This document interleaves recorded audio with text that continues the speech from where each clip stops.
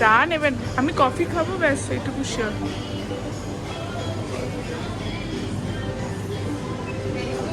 হ্যাঁ একটা মিল হয়, হ্যাঁ বুঝলো সারাদিনে তাহলে 16 হ্যাঁ। বা এটা হচ্ছে যে 17 এবার 70 সারাদিনে তোমার 50 বা 50 রিঙ্গিটের নিচে খাওয়া হয়ে যাবে। এগুলো একটাকে তোমার মনে হয় তুমি আর কিছু খেতে পারবে? না না, ইটস টু হেভি।